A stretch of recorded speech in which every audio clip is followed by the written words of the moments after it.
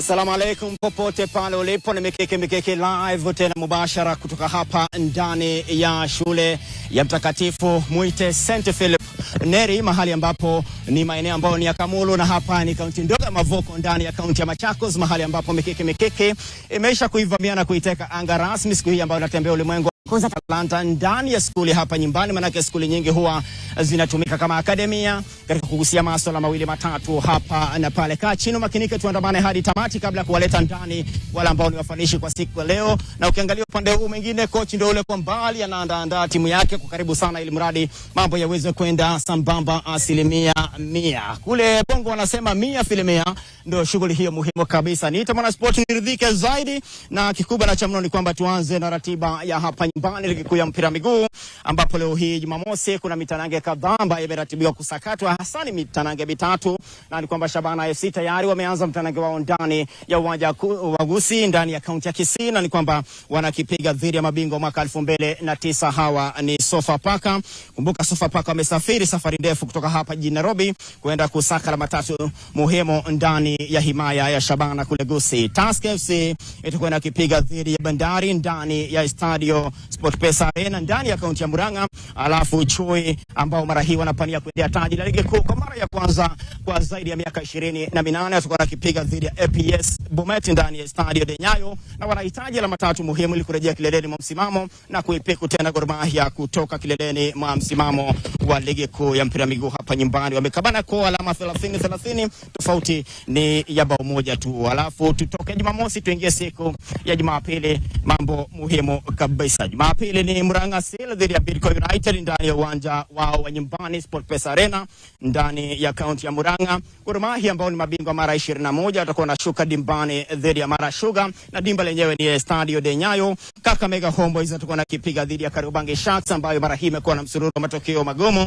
wakati Kakamega Homeboyz pia wanapania mambo makubwa. Washawahi kuchukua uongozi wa msimamo wa ligi kuu, lakini mara hii wakaachilia tena na kutoka katika nafasi ya kwanza na hasa ya pili hadi kwenda katika nafasi ya tatu. Alafu uwanja wao nyumbani wa Stadio de Buhungu ungali unafanyiwa mambo muhimu kabisa, ukarabati wa hapa na pale, na mwisho wa kwisho utakuwa unaruhusiwa kutumika katika kipindi ambacho umewekwa nyasi ambayo si ya bandia kama mahali ambapo nilipoliweka tu nyasi ambayo ni ya mkeka ili kufanikisha mashindano baina ya shule za upili ambayo yalifanyika mwaka jana yakiwa ni Afrika Mashariki yalofanyika katika kaunti hiyo ya Kakamega. Tuondoke Jumapili, siku ya Dominika tuingie siku ya Jumatatu, na ni kwamba Posta Rangers watakuwa na kipiga dhidi ya KCB ndani ya Stadio de Kasarani Annex, na ni mechi ambayo KCB chini ya mwalimu mkuu Robert Matano Simba wamekuwa wanapania kuendea taji kwa mara ya kwanza katika historia, wakiwa na mwalimu ambaye ameyakuwa mataji hapa nyumbani, akishinda mataji akiwa na Tusker FC, akishinda mataji akiwa na AFC Leopards, akiwa hapa ile ngao ama useme ni taji la shirikisho la mpira miguu hapa nyumbani FKF. Mara hii liko chini udhamini mkubwa wa Mozart Bet, ndo maana yake linaitwa kombe la Mozart, na Posta Rangers na wananyaraka hawajashinda taji la ligi kuu hata mara moja, na msimu huu tuambiana ukweli hawana uwezo wa kuendea taji la ligi kuu. Siku ya Jumatatu ratiba ndio unaiona kwenye kiwambo cha runinga yako, na ni kwamba Police FC mabingwa tetezi wamenyakua taji la ligi kuu kwa mara ya kwanza katika historia, watakuwa na kipiga dhidi ya Nairobi United ambayo inafahamika kama Naiboys. Iko chini ya uangalizi mkubwa wa Salim Ali baada ya Nicholas Muyoti kuondoka na kwenda kuitumikia klabu ya Police FC, mara hii akiandamana na John Baraza, na atakuwa anakutana timu yake awali kwa mara ya kwanza tangu kuondoka, ni siku chache tu zimepita akiwa ameondoka kule kwa Naiboys Nicholas Muyoti. Tuondoke hapo. Siku ya Jumanne pia kuna Posta Rangers dhidi ya KCB nimekutajia, alafu Jumatatu ndio hiyo.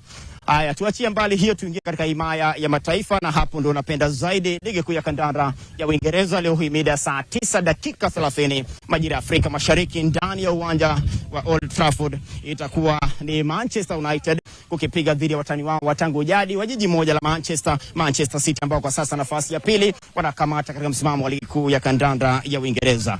Alafu ni mechi ambayo Michael Carrick ambaye aliwahi kuhudumu kama kiungo wa Manchester United mara hii amerejea kukaimisha tu hadi mwisho wa msimu, kwa sababu ameshapigwa kalamu na kuachia ngazi huyo ni Ruben Amorim. Tuachane na hiyo, alafu kuna mitanange mingine ambayo inapigwa leo. Chelsea mabingwa dunia dhidi ya Brentford, timu anayoipenda zaidi mhariri wangu Nick Wambua. Alafu Leeds United dhidi ya Fulham, Spurs atakuwa anakipiga dhidi ya West Ham United, mabingwa tetezi Liverpool dhidi ya Burnley. Alafu Nottingham watakuwa wanaikaribisha Arsenal katika mechi yao ya mwisho siku ya leo ambayo itakuwa inapigwa mida baadaye saa 2:30 kama sijakosea mida.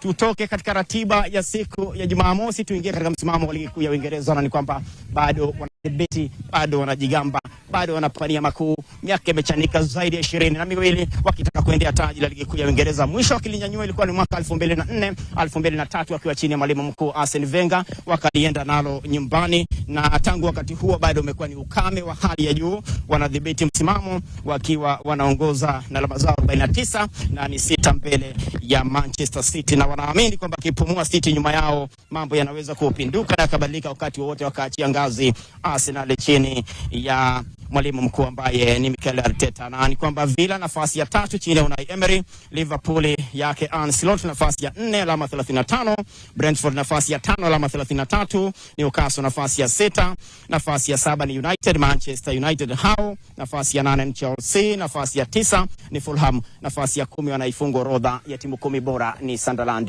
Tuondoke katika ukurasa wa kwanza tuingie ukurasa wa pili ambao ni wa mwisho, na hapa ndipo wanakalia Brighton wanakalia nafasi ya 11, nafasi ya 12 ni Everton, nafasi ya 13 Palace Crystal ambayo mwalimu wao atakuwa na hiari kuondoka mwishoni mwa msimu. Spurs nafasi ya 14, 15 ni Bournemouth, 16 Leeds United, 17 ni Nottingham Forest na 18 West Ham United, alafu 19 ni Burnley. Wanafunga na kuburura mkia, wako katika nafasi ya 2-0 Wolverhampton Wanderers. Meza mate manake pia ulimi umebingiria kwa haraka upesi. Sasa tuingie katika masuala muhimu kabisa, na hasa hapa kikubwa ambacho kinafanyika ni kabumbu. Naangazia mambo muhimu kabisa ya kandanda mashinani, ambapo leo tuko ndani ya hii skuli ambayo inafahamika kama St Philip Neri, na hapo ukuzaji wa talanta ni wa hali ya juu, na uwanja ambao ni wa kisasa, uwanja ambao sakafu yake inaonesha dhahiri shahiri kwamba ni mkeka ambao nyasi bandia, kuna nyasi ya mungu hapa ni ya bandia, ndio manake hata surrounding mazingira yanadhihirisha kwamba vumbi ni nyingi, lakini kwa hivi ndio raha mstarehe kabisa. Sasa mwalimu ndio yule anafanya mambo yake, anawapanga angalau wapashe misuli moto, akipiga picha safi angani. Huyo dada Murini anaelewa mambo yake 100%. Naridhisha kweli kweli. Sasa nataka kwa haraka upesi niseme na moja kati ya wadau ambao wanafanikisha mambo makubwa hapa, ndio aniibie siri ni nini alihiari kuamua kwamba ifanyike hivi, wajenge uwanja kama huu, na hacha mbali uwanja kama huu pia wako na kidimbwi cha kuogelea, kidimbwi ambacho kimejengwa na kina viwango vikubwa vya mashindano ya Olimpiki. Kwa haraka upesi mlete ndani. Mwanzo jina lako unaitwa? Nicodemus Kimoli, the director St Philip Neri. Karibuni St Philip. Asante sana Nico. Naangalia hapa nini hasa kiliwapa huu msukumo kujenga mwanzo uwanja kama huu ambao ni wa kisasa? Asante sana. This is part of the CBC curriculum, and therefore this is not luxury. It's actually designed by the CBC. When you look at the CBC at large, you realize there are 3 pathways. One would be the STEM, the other one is the sports sciences, and the other one is social sciences. And now on sport, we should be able to demonstrate as a school that we are well equipped to pursue that pathway, or rather our learners have been given opportunity to get it right when it comes to sport pathway. Timu ya kandanda naona hapa mnaanza kukuza katika umri mdogo. Yes, of course basics are important, and of course what makes the difference between us and the international, rather the clubs that have done well, is because I believe they take the basics very right. So for us as a school, we want to get it right at the basic standard, or rather the formative ages. That's why you can see most of the learners are in lower grades, because before, of course, we start seeing the product, we will have now enshrined, or rather put the right kind of skills and basics in them. Hii CBC inasaidia sana kama mwanafunzi pale darasani mambo ni magumu na mguu wake una talanta kusukuma kabumbu, anapewa nafasi kama hii. Yeah, CBC is the best. It's the best curriculum we should have already had as a country. But of course, we don't want to go in the past. We won't say that 844 was worse. But the CBC, of course, to focus on it is a program, or rather a curriculum that offers opportunity to learner to get to the best in terms of their skills. And therefore, it's a skill-based curriculum. And the schools that have been well equipped like ours, they are the best model of CBC because they are able to prepare a learner for that kind of shaping. Therefore, when you look at St. Philip Neri, in terms of the three pathways designed by the curriculum, you realize that we are very strong in STEM. We are very strong in, which is of course mentally, academic and sciences. We are very strong in sports, and not only the football. You could see that there is also a swimming pool, which is semi-Olympic, being certified by the Aquatic Federation of Kenya. And we will realize when you move around the school, there are a number of other sport arenas that are putting the kid in the right kind of preparation towards the sport pathway.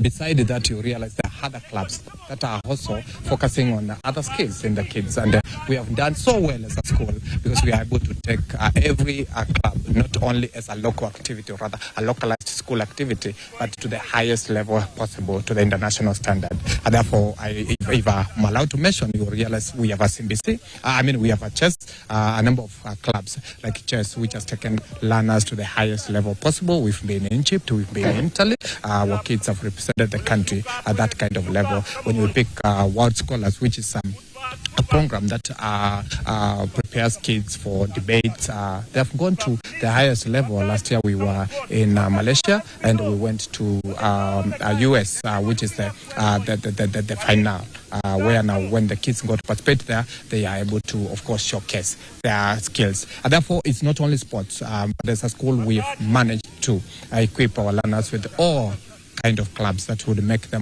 well positioned and have an edge in the market when they leave the school. Hapa naona na makochi wazuri wanafanya kazi ya ziada. Yeah.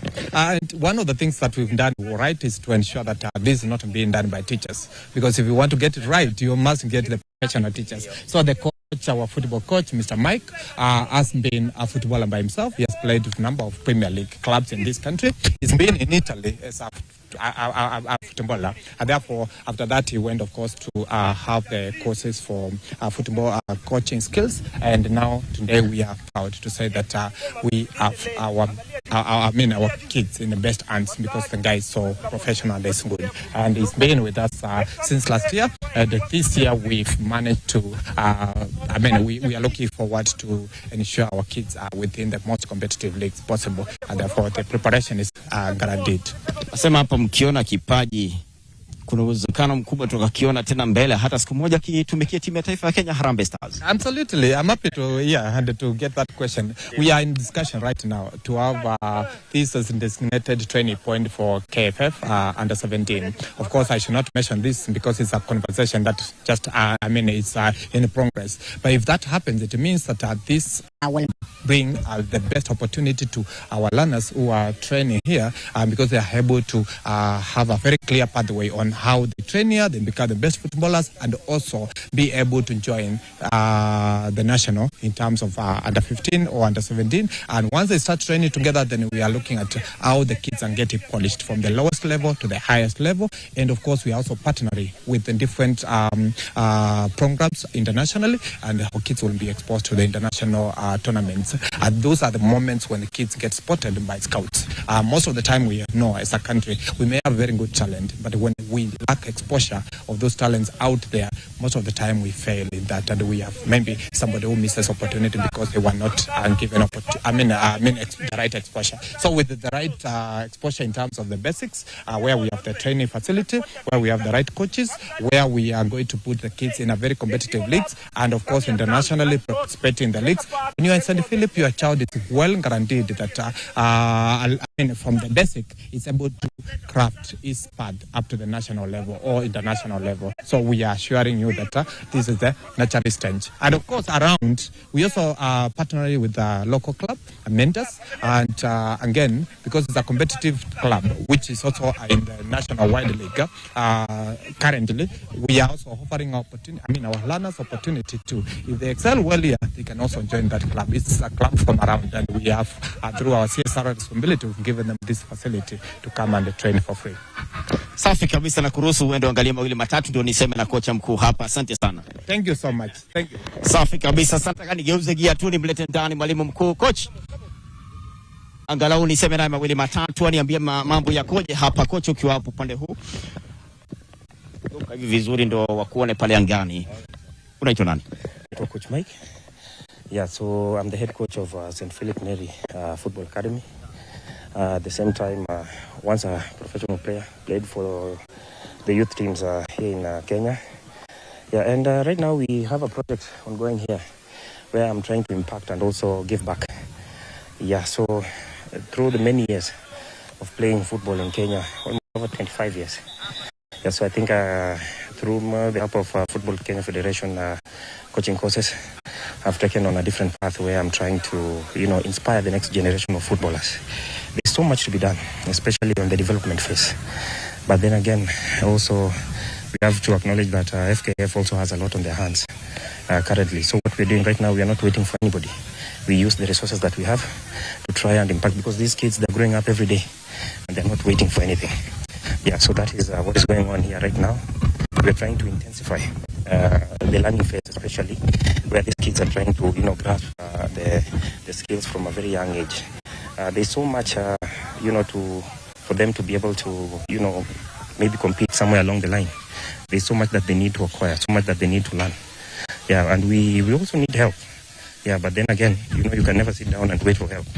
Yeah, you have to first of all start by, show what you can do or what you have to give. Then the rest will come on board.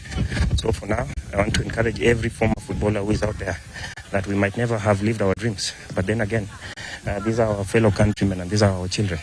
We can also still inspire them and push them so that they can surpass where we stopped. I stopped playing football because of, knee injuries. What now I can do, the best I can do is to try and, train them well, help them grow the best way I can, so that at least, we also have to appreciate the fact that, this is one of the best football training facilities that there is in the country. The environment where these kids are training is also very important.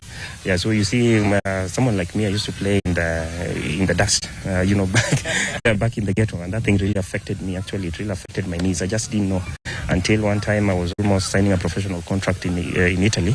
When I went for the medical, I was told things about me that I didn't know existed. And these are the things that, were inside me based on where I was training from my junior years. So it's very important where these kids are training. It's very important who is training them. And also we have to accept the fact that knowledge is the only thing. When I'm updated with the current methodology of football, because football is a dynamic sport that changes every single day. The same style of play that was happening yesterday is not the one which is happening today. People are sitting down in boardrooms discussing and coming up with new ways they're trying to reinvent football. We cannot use the old systems of play to want to be able to compete in modern day football. So what I can say, and also, advise my fellow, sports people in this industry, especially football, let's come up, let's study, let's try and help the best way we can. And hopefully we are going to be able to erase embarrassing results like the 8-0 of Senegal the other time. So for now, I just want to appreciate this moment to be here, to do what I can, and also with the help of other coaches as well, and also my networks here and there, to help these kids go as far as they can. Na umuonaje kiwango chao cha talanta? This is the learning phase, of course. We have a lot to do, as I stated earlier on. We have years. Yeah, this is something that you can't plan in a day. Yeah, so I like to be honest in everything that I put across. We have to instill these things from, the ground up. The level of play currently right now, there's potential. Potential is always there. But then again, where will that potential end up? So that is why I'm here. So we are working. We are working. I can't, look at a child right now and, be able to tell where they'll be in the next 10, 15 years. There's so much happening because I was not so good when I was in the under 10s and the under 12s. But something happened when I was 15. The tide changed. Those guys who are very good, who are better than me, stopped playing. The underdog like me, I ended up playing it to the highest level, higher than them. Yeah, so for right now, I'm banking on potential, and that is what I identify. Once I see that, the potential, the passion, then you intensify that.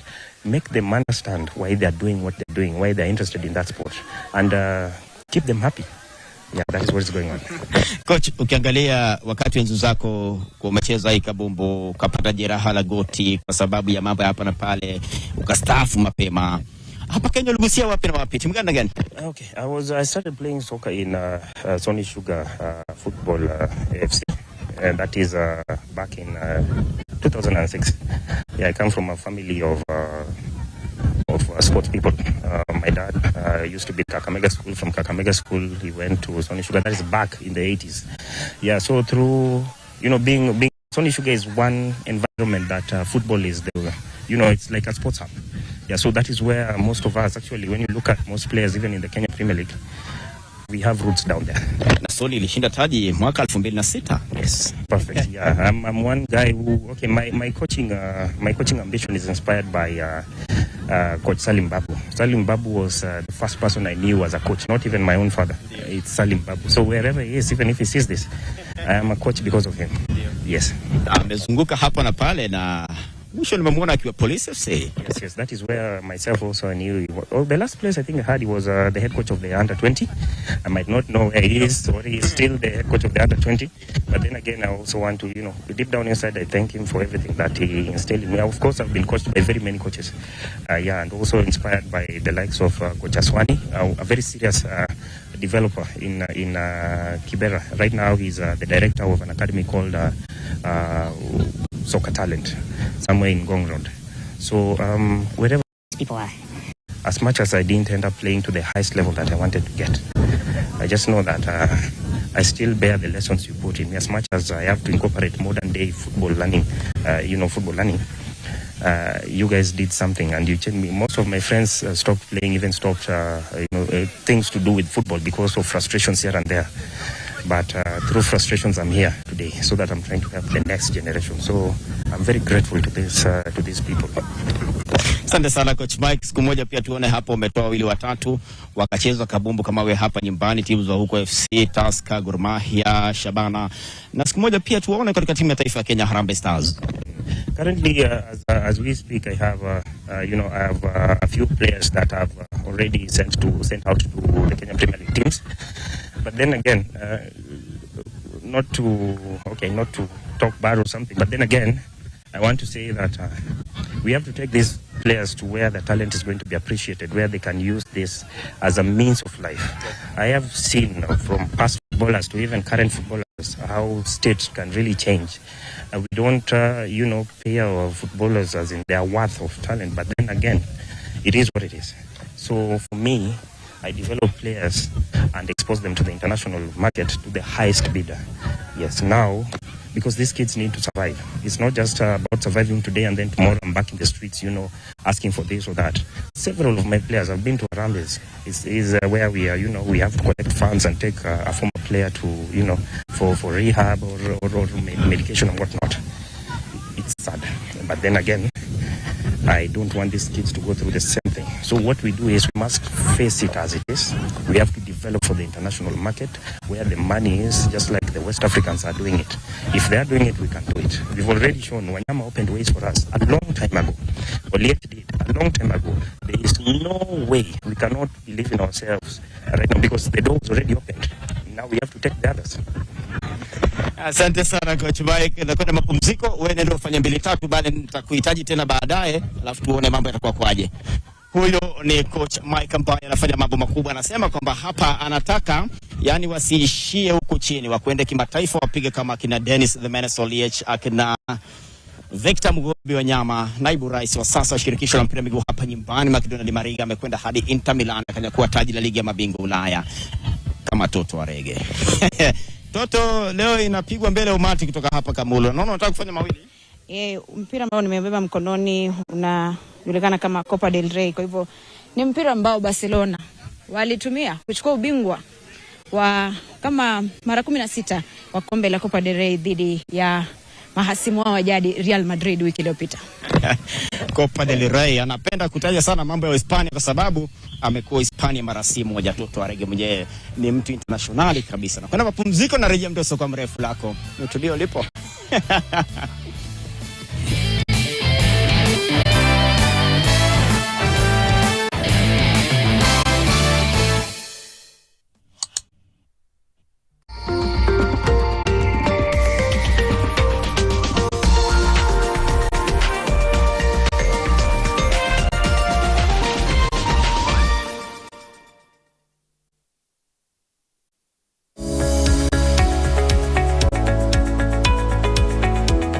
$7 billion and 300,000 people leave this continent every year to go to outside for treatment. They go because there is a need, and that's what we need to change.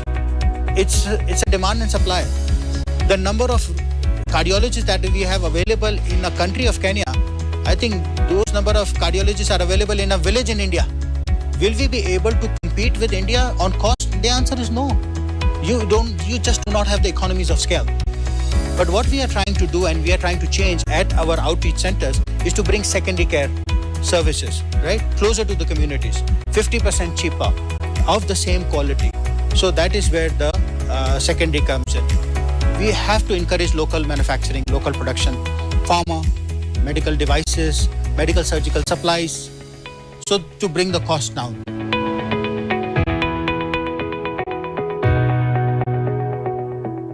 If there's one thing that life will constantly do to you, is throw curveballs and challenges your way. Divorce, heartbreak, gambling, alcoholism, even imprisonment. Those are constants in this journey that is life. But every struggle is also an opportunity to learn, to heal, and to rise again. On the Elevate Show, we give a platform to real people with real stories, people who've gone through pain but have also found hope. From survivors of heartbreak and breakups, sometimes called character development, to family disintegration, financial collapse, job losses, anxiety, and depression. We unpack their journeys with honesty and courage, and we find solutions that can transform your own lives and change your life story. It is not just a talk show. It's the show that elevates you. Join us every Wednesday, 9:30 p.m. to 10:30 p.m. only on NTV. Every journey starts with a question. What do I want next? What skills do I need? And where do I go from here? Whether you're finishing school, upgrading your skills, or exploring new opportunities, your next move matters. This January, discover what's possible at the 18th Higher Education Fair and Skills Expo 2026. Meet universities, colleges, TVET institutions, training providers, and career experts all in one place. Explore education pathways, practical skills, career guidance, and local and international opportunities. Mark your calendars 29th to 30th January 2026 at Sarit Center, Arabuko Hall, Nairobi, from 9 a.m. to 5 p.m. Entry is free. The Higher Education Fair and Skills Expo. Educate, equip, empower.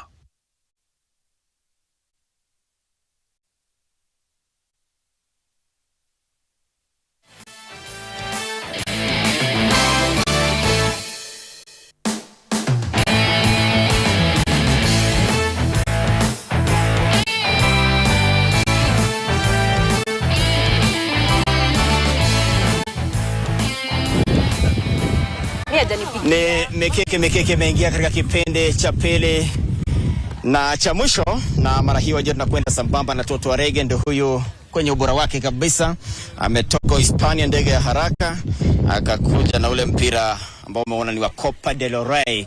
Copa del Rey ni kombe la mfalme. Kombe la mfalme nchini Uhispania. Ndio. Na Barcelona wamechukua kombe hilo mara nyingi sana. Na juzi wamempiga Real Madrid tena kule Uarabuni katika kombe la Super la Uhispania. Nataka tuingie mahali ambapo unapenda zaidi, kabumbu ya mabinti. Naangalia timu ya taifa ya Kenya, Harambee Starlets, imepangwa katika kundi gumu zaidi, mlima mkubwa kukwea kuelekea katika hatua ya kulinyakua lile taji nchini Morocco. kuanzia Machi tarehe 17 aswa.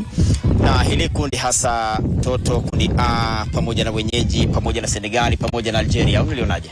Ni kundi gumu. Ukiangalia makundi haya manne ni kundi gumu. Harambee Starlets ina kibarua kigumu, lakini wanasema kwamba mwisho wa siku ni dakika 90 ambazo zinaamua. Timu ya taifa ya Kenya Harambee Starlets ilipangwa kwenye kundi A pamoja na wenyeji Morocco, pamoja na Algeria na Senegal. Algeria tunawaelewa kidogo kwa sababu mwaka jana mwezi Novemba tulicheza nao katika mechi la kupimana nguvu nchini Algeria. Kwa hivyo tunawaelewa kidogo. Kwa hivyo kazi ipo. Kocha Beldino Demba na kazi ana kibarua kigumu cha kuweza kufanya homework, kuweza kuangalia Morocco wanachezaje na Senegal. Senegal si tishio sana kwa sababu pia nao wanatafuta kuchukua ubingwa kwa mara ya kwanza. Morocco ndio wenyeji na wasema siku zote Waswahili wanasema kwamba mcheza kwao hutuzo. Na tumeona kile ambacho kinafanyika katika michuano ya AFCON inaendelea nchini Morocco, na Morocco huenda moja kuweza kuchukua ubingwa. Kwa hivyo kazi ni kubwa. Harambee Starlets chini ya kocha Beldino Demba ambaye alikuwa kwenye draw hiyo. Awali nikizungumza naye anasema kwamba alitaka sana kucheza dhidi ya Afrika Kusini katika mechi ya kupimana nguvu wanapojiandaa kwa mashindano haya ya AFCON.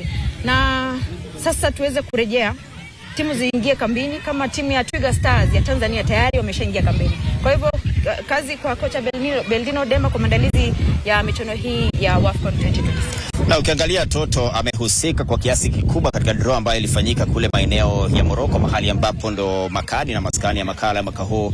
Na Beldino Demba niliona ameposti picha yake mahali akisema amefurahikia 100% kuhusika katika ile draw ikifanyika, lakini mwisho wa siku amepangwa na anaanza kampeni yake na Morocco ikiwa ni Machi tarehe 17. Na ni mechi ya kwanza, ina umuhimu mkubwa sana kutoa mwelekeo wa timu inakwenda wapi katika huo mchuano, katika hilo dimba lenyewe na kipute.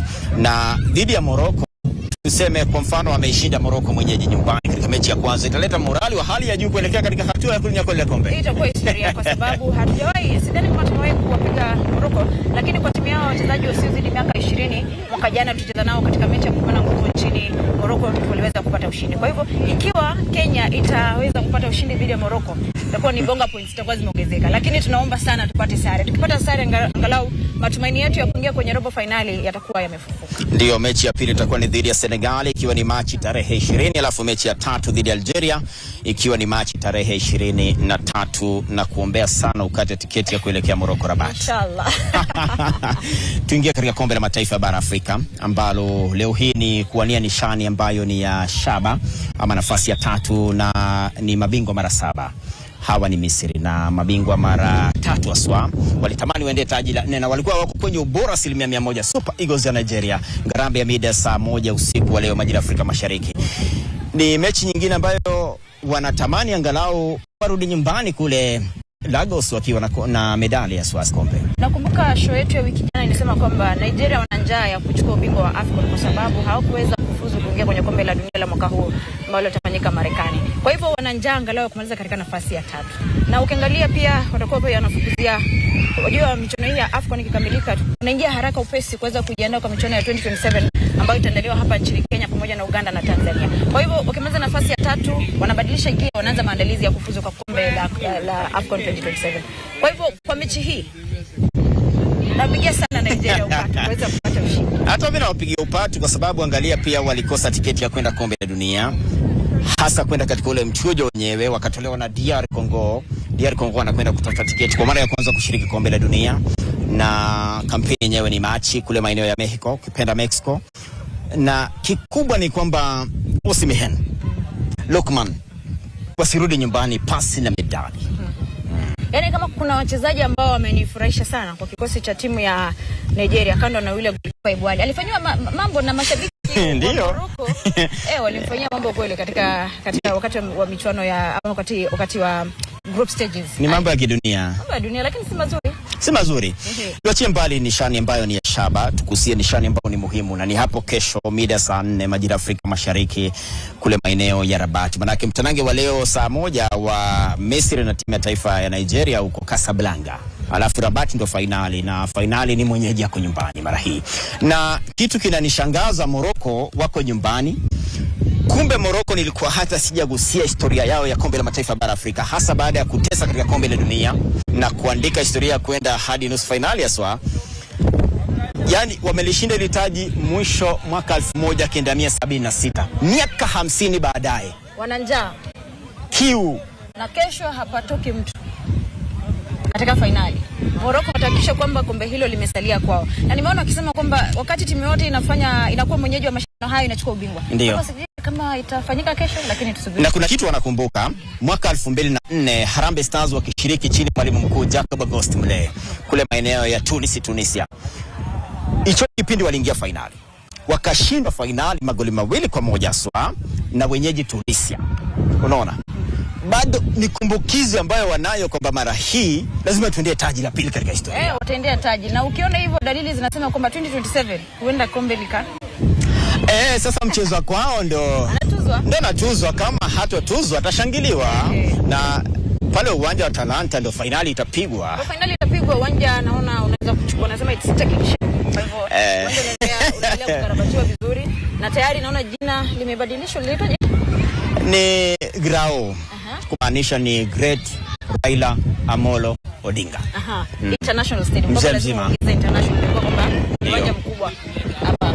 Itafurahisha likibaki huko Kenya, na kama Kenya tutashindwa, lisitoke kwa Mkapa na lisitoke kwa Nelson Mandela kule Kampala, Uganda. Cheka wale majirani zetu sikatu wazuri, lakini Uganda afadhali kidogo. Afadhali Uganda kuliko kwa Mkapa. Sasa kikubwa ambacho ni sana Morin apeleke pala, nionyeshe pale kidogo, alafu tulete makala ndio iwe raha starehe. Hii ni mojawapo ya timu ambazo zinafanya mazoezi hapa katika uwanja huu ambao umetengenezwa kwa uzuri 100%, 100%. Na hii ni timu ambayo nitakuwa na nikusia baadaye tu tarehe tutakuwa nasema na kocha wao baadaye, lakini kwa sasa nataka tuingie katika hatua muhimu ya kuleta makala hapa na pale angani, na ni kwamba Susan Waweru kama kawaida yake alifanya mambo yake hapa na pale, na mara hii akasema anamwangazia nyota wa Manchester City Ryan Check ambaye alifunga goli muhimu wakati wa mechi yao dhidi ya Newcastle United. Makinda Hatar angani kumpiga Filipo, director wangu.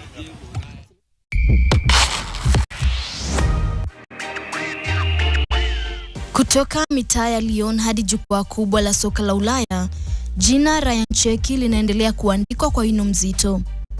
Ni kijana mwenye kipaji adimu, akili ya mchezo na ujasiri unaovuka umri wake. Huyu si mchezaji wa kawaida, huyu ni Makinda Hatar. Ryan Check alizaliwa tarehe 17 Agosti mwaka 2003 mjini Lyon, Ufaransa, akiwa na asili ya Kiitaliano na Kialgeria. Akiwa mtoto wa jiji lilo hilo, safari yake ya soka ilianza mapema ndani ya akademia ya Lyon, ambapo kipaji chake kilijitokeza haraka upesi kuliko wenzake. Mwaka 2019, akiwa na miaka 16 pekee, Check alipata nafasi ya kuonja soka ya Ulaya alipocheza mechi yake ya kwanza ya ligi ya mabingwa Ulaya dhidi ya Zenit, akiingia kama nguvu mpya katika nafasi yake Maxwell Cornet. Ingawa walishindwa kwa mabao 2-0, haikuwa ishara tu ya kuaminika kwake, bali pia mwanzo wa safari ya kihistoria. Tarehe 4 Januari mwaka 2020, Check aliandika historia alipofunga bao lake la kwanza la kikosi cha wakubwa akiwa mchezaji wa akiba katika ushindi wa mabao 7-0 dhidi ya Bourg-en-Bresse kwenye kombe la Ufaransa. Akiwa na miaka 16, akawa mchezaji mdogo zaidi kuwahi kufunga bao la ushindani kwa Lyon.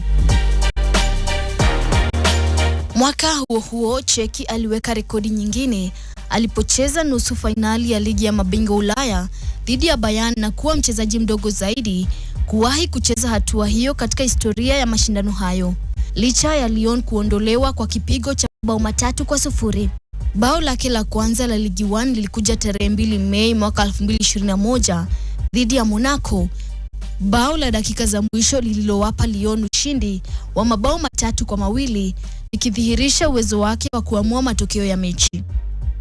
Mnamo Septemba mwaka 2024, Check aliongeza mkataba wake Lyon hadi mwaka 2027, mkataba uliokuja na kipengele cha kuongezwa mwaka wa ziada.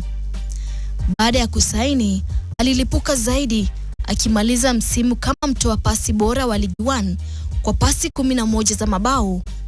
Akajumuishwa kwenye timu bora ya mwaka ya UNFP na kutunukiwa tuzo ya kwanza kabisa ya mchezaji bora wa chenga katika ligi kuu ya Ufaransa. Tarehe 10 Juni mwaka 2025, safari mpya ilianza. Manchester City walimtambulisha rasmi Cheki kwa mkataba wa miaka 5 wa ada inayokadiriwa kufikia euro milioni 36.5, huku nyongeza zikifikia euro milioni 6. Tarehe 22 Juni alifunga bao lake la kwanza kwa City katika ushindi wa mabao 6-0 dhidi ya Al Ain kwenye kombe la dunia la klabu. Baada ya Jack Grealish kuondoka kwa mkopo, Cheki alikabidhiwa jezi nambari 10, ishara ya imani kubwa. Alifunga kwenye mechi yake ya kwanza ya ligi kuu ya England tarehe 16 Agosti dhidi ya Wolves, City wakishinda kwa mabao 4-0. Katika mashindano ya ndani na Ulaya, aliendelea kung'ara akifunga na kusaidia katika kombe la Carabao, na baadaye akafunga bao lake la kwanza la ligi ya mabingwa akiwa na City dhidi ya Borussia. Tarehe 5 Novemba, City wakifunga mabao 4-1. Ryan Cheki ni kiungo mshambuliaji lakini pia ni winga hatari anayeweza kucheza kulia au kushoto. Ana uwezo wa kucheza nyuma ya mshambuliaji mkuu au pembeni, akitumia ubunifu, kasi ya mawazo na udhibiti wa hali ya juu wa mpira. Cheki aliichezea Ufaransa katika viwango vya vijana kabla ya kuteuliwa kikosi cha Olimpiki mwaka 2024, ambapo Ufaransa walitoa medali ya fedha. Baadaye, tarehe 5 Juni mwaka 2025, alichezea timu ya taifa ya wakubwa, akifunga na kutoa pasi ya bao katika mechi ya ligi ya mataifa ya Ulaya dhidi ya Hispania. Ryan Cheki si kipaji cha kesho, ni tishio la leo. Ana umri mdogo, akili kubwa na ujasiri wa jukwaa la dunia. Ndani ya enzi ya wachezaji wa kasi na ubunifu, jina lake linaandikwa miongoni mwa wale wanaokuja kubadilisha soka. Susan Waweru, makala ya Makinda Hatari.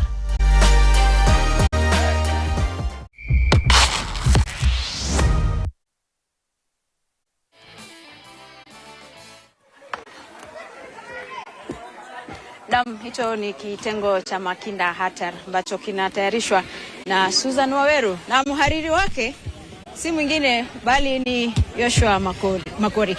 Na tukigeuza gia tunarejea hapa katika shule hii ya St. Philip Neri hapa maeneo ya Joska Kamulu, kaunti ya Machakos. Wachezaji ambao wapo nyuma yangu ni wachezaji wa Mentors FC ambao wanashiriki ligi ya Nairobi. Na hivi sasa nitakuwa naungana na kocha wa timu hiyo aweze kutueleza wanafanyaje maandalizi, kwa sababu nafahamishwa kwamba hapo kesho wana mechi ya ligi hapa katika kaunti ya Nairobi. Coach, karibu sana. Asante, nashukuru. Utaanza na jina lako na utuambie mnajiandaje kwa mechi ya kesho ya ligi. Kweli, nashukuru sana nyinyi kufika.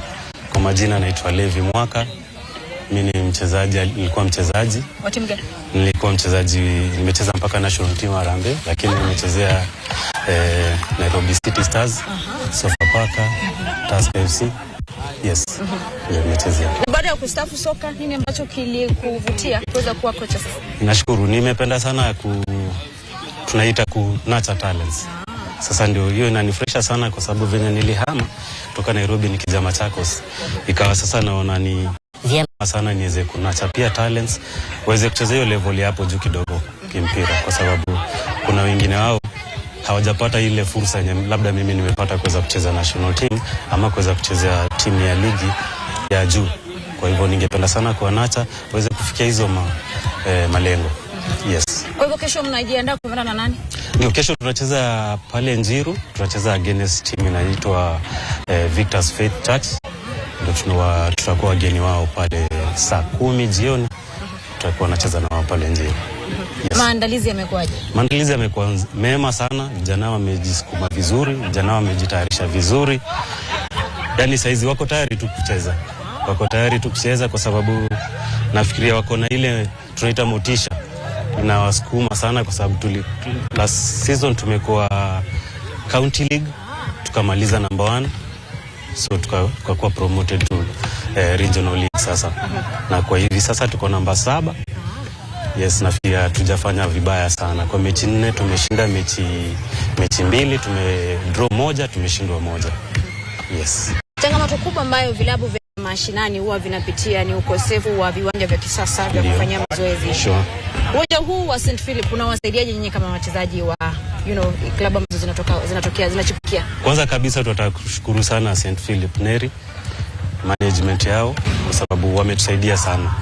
Ni si vilabu vingi vile vinacheza ligi hapa chini kuweza kupata facilities kama hii. Ni vigumu sana. Kwa hivyo tunawashukuru sana kwa sababu pia kuweka facility kama hii si rahisi. Lakini nakwambia inatusaidia pakubwa kwa sababu tunaweza kufanya sasa vijana wanaweza cheza mpira kwa ile kiwango unataka kwa sababu wana train mahali pazuri. Yes.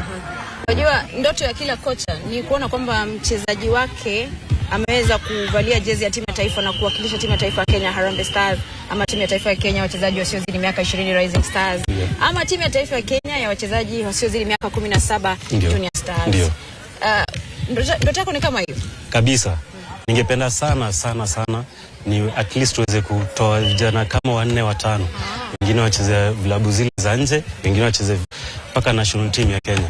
Inawezekana ni tukiweka tu mikakati vizuri kwa sababu hata ningeomba sana au makocha wengine wale wako pale juu wale vilabu zao zinacheza ligi kuu ya Kenya wanakuja kutap talent hapa chini kwa sababu si eti hakuna talent hapa chini, kunayo, labda ni ile tu hajaweza kufika hapo juu.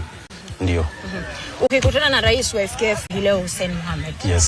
Uambie kwamba mwambie mambo mawili muhimu ama changamoto zile ambazo mnawapitia kwa timu yenu waweza kuwasaidia. Utamwambia nini? Kitu cha kwanza ningemwaji sana afanye nini? Invest sana hapa chini kwa hizi ligi zetu za hapa chini. Inamaanisha nini? Tutafute sponsors wale wanaweza kusaidia, wanaweza saidia hapa level ya hapa chini upali tunaita amateur league. Aweze kuongeza at least kuwe na ile changamoto. Ligi imeisha, kuna ka token fulani team itapata. Iweze kusaidia kwenda kwa hiyo level nyingine. Kitu ya pili, nafikiria kwanza sana kwa national team. Ndio kuweze kuwa na ile tunahitaji team ikitoka au akitoka wengine wanaingia, inamaanisha tukuje hapa chini tuweze kutap talents hapa. Academies ziwe nyingi na ziwe quality academies. Nafikiria hiyo itatusaidia sana. Kwa sababu pia sisi tunajaribu kivyetu ile level yetu ndogo tuko mpaka na academy na pia wao wanafanyia mazoezi hapa. Ndio. Yes. Alafu leo AFCON tukifunga Misri dhidi ya Nigeria katika mechi ya kutafuta mshindi wa 3, unampiga nani upatu? Wote ni wa Afrika. So na unajua mimi ningependa sana kuwa naongelea Kenya. Sasa kama hatuna Kenya, then may the best team win. Si ndio? May the best team win. Hata pia saa zile tutakuwa tunaenda World Cup, zile timu zilifuzu zituwakilishe vyema. Yes. Sawa, shukrani sana na watakia kila la heri kesho. Nashukuru, asante. Asanteni sana kufika. Okay. Kwa hivyo hizo ni pilika za kujiandaa kwa mechi ya kesho ya ligi. Na baada ya kumaliza mahojiano na kocha, tunaingia katika kitendo cha Toto na Tetesi, na leo nimemwangazia beki wa Chelsea Wesley Fofana ambaye amefanya majambo nchini Uingereza. Tazama. Asante. Beki wa Chelsea Wesley Fofana sasa ndiye mchezaji wa ligi kuu ya Uingereza aliye na rekodi mbaya zaidi ya kuendesha gari. Toto na Tetesi imebaini kuwa Fofana mwenye miaka 24 ana alama 50 kwenye leseni yake baada ya kukamatwa akiendesha gari kwa kasi, gari aina ya Rolls Royce lenye thamana ya pauni 1300 sawa na shilingi milioni 51.9 siku chache zilizopita. Ukiukaji wa sheria barabarani mara kwa mara nchini Uingereza ulimfanya kusanya alama 50, alama nyingi zaidi ikilinganishwa na wachezaji wengine wa EPL. Hii ikiwa ni hatia yake ya 10 kuendesha gari kwa chini ya mwaka mmoja. Fofana amekumbwa na majeraha msimu huu. Hakufika katika mahakama wiki jana, lakini alitozwa faini ya pauni 1062, yaani shilingi 180 na alama 3 za adhabu. Kari Williamson, mwendesha mashtaka, alisema mshtakiwa alikamatwa na kamera ya moja kwa moja saa 7:30 asubuhi akiendesha kwa kasi ya maili 54 kwa saa katika eneo la maili 40 kwa saa. Rekodi yake ya kuendesha gari inaonyesha kuwa amefungiwa. Yeye ni mwenye leseni isiyo ya Uingereza. Amefungiwa hadi Mei 13 mwaka 2027 kwa kosa la kuendesha gari bila kujali.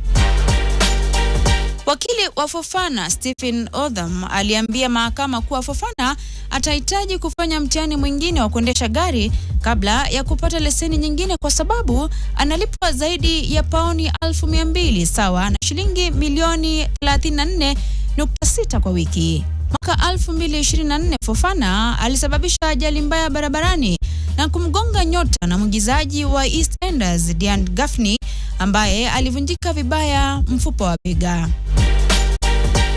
Upande wa mashtaka ulibaini kuwa Fofana hapo awali alikuwa ametenda makosa mengi kama hayo, ikiwa ni pamoja na kuendesha gari kwa kasi. Fofana anaendesha magari mbalimbali ya kifahari kama vile Rolls-Royce, Audi na Lamborghini.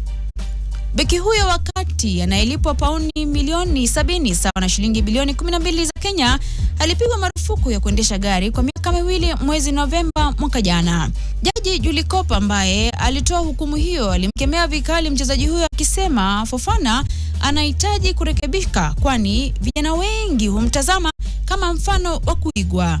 Lakini tabia yake barabarani inaonyesha dharau kamili kwa sheria na kwa maisha ya wengine.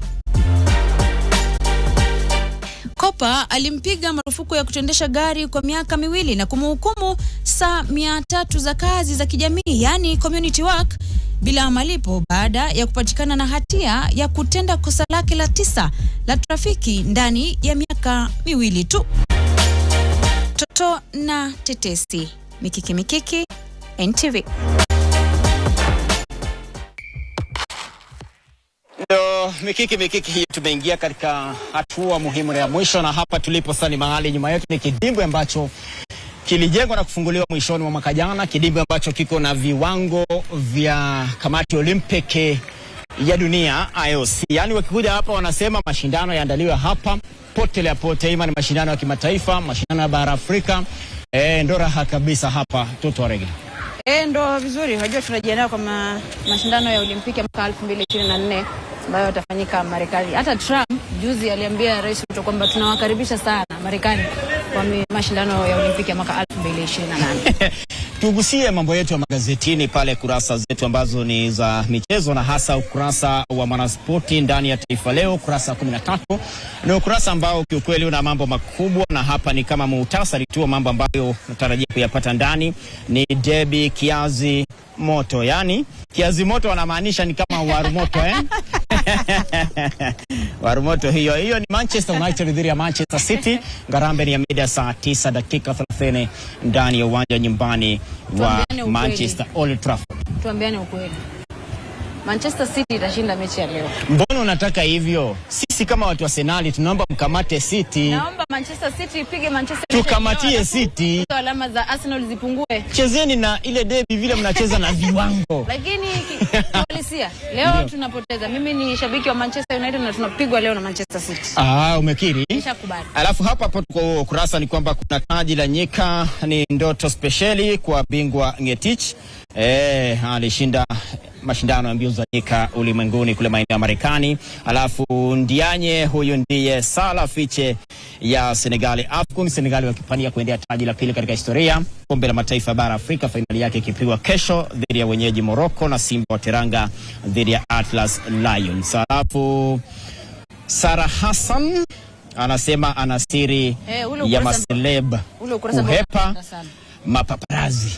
Fungua tu ukurasa ambao unapenda.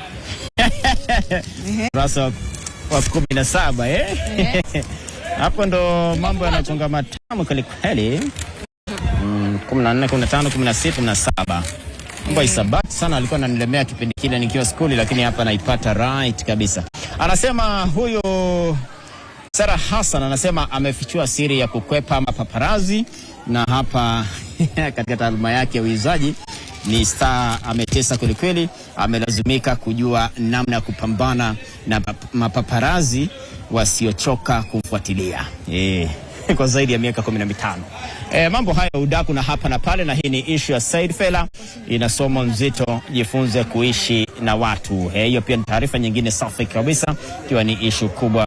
Na pia mke ndio sababu ya Mr Nice kuhamia Kenya, yani ule msanii aliyetesa akaimba kuku kuendesha baiskeli. Kupanda baiskeli. Ndio. Ndio sasa unaona mambo yako yako vizuri. Akahamia Kenya, kisa na sababu ni kwamba ni kama amejikamatia jiko Kenya. Vitu vyako hivyo. Mambo yako. Kurasa wa mwisho kabisa hapa ndo AFCON Misri dhidi ya Nigeria, ni kifta chozi leo usiku, ikiwa ni mechi ya kuwania shani ya shaba. Hiyo ni medali ya 3 katika orodha ya medali. Ukitoka kwenye dhahabu, fedha, unaingia katika medali ambayo ni ya shaba. Na upande wa Saturday Nation, kwa hivyo tunaangazia mchezo siku ya leo. Gazeti la Saturday Nation kipaumbele imepewa timu ya KCB na Queens ambao wanapambana katika mechi ya Kenya Cup. Hiyo ni michuano ya raga. Pia Oilers watakuwa wanapambana dhidi ya Nakuru katika kuwania kombe la Kenya Cup. Kwa hivyo hiyo ni michuano ya raga. Pia upande wa golfu, Uganda Kitata Tex Sunshine East Africa Tour 9 Crown. Kwa hivyo taarifa hiyo imeandaliwa na Larry Ngala. Larry amekuwepo sana.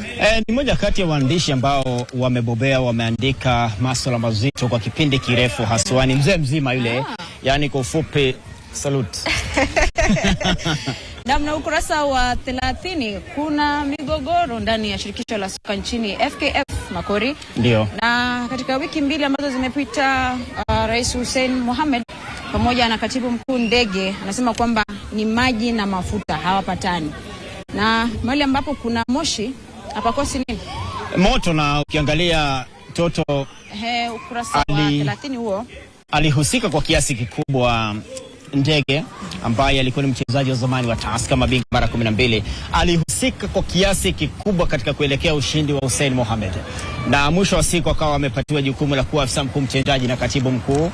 Na majuzi tu kumekuwa kwamba maji, kumekuwa na tetesi hapa na pale, kuna mambo yanaendelea ndani ya shirikisho la mpira miguu hapa nyumbani, na ni kitu ambacho hatuwezi kuthibitisha moja kwa moja, lakini swala zito ni kwamba umesema kwa uzuri kwamba ukiona moshi upo, moto umeshawaka. Moto upo. Ndio. Na kuna taarifa kwamba huenda Ndege akatimuliwa, lakini ni tetesi tu. Kwa hivyo FKF wenyewe watathibitisha. Ukurasa wa mwisho ni police turn to local knowledge. Wanasema police turn to local knowledge. Kwa hivyo timu ya Kenya Police FC. Ukurasa nyuma kabisa huo. Ukurasa wa 32 timu ya Kenya Police FC ambao ni mabingwa watetezi wa ligi kuu ya SportPesa wamemsajili. Kwa hivyo ni hamahama ya wachezaji inaendelea. Kocha wa zamani wa Sofapaka FC na Bandari FC John Baraza ameweza kujiunga na klabu hiyo pamoja na Nicholas Muyoti ambaye alikuwa kocha wa Nairobi United kwa maana ya Naibos. Kwa hivyo nimejua kwa nini unachanganyikiwa kutaja namba ya ukurasa. Sababu ukurasa wa nyuma wao uandikwe. Uandiki namba. Kwa lazima nirudi nyuma nikaangalie. Chungulia uliotangulia kabla ya nyuma alafu ndio useme. Ndio tumekafunga. Filipo anasema muda umeyoma. Kwa hivyo sisi tunakafunga.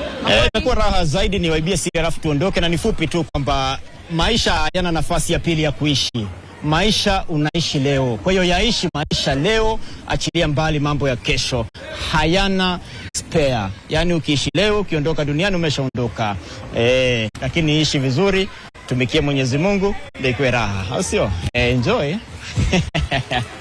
Baada siku.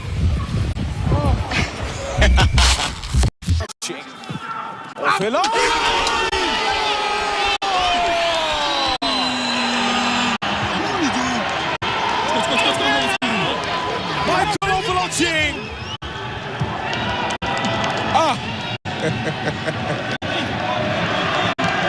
Lazima ichezwe. Isi ukapita kwenye mikono yake. Hapa alikuwa na punch. Alikuwa na punch.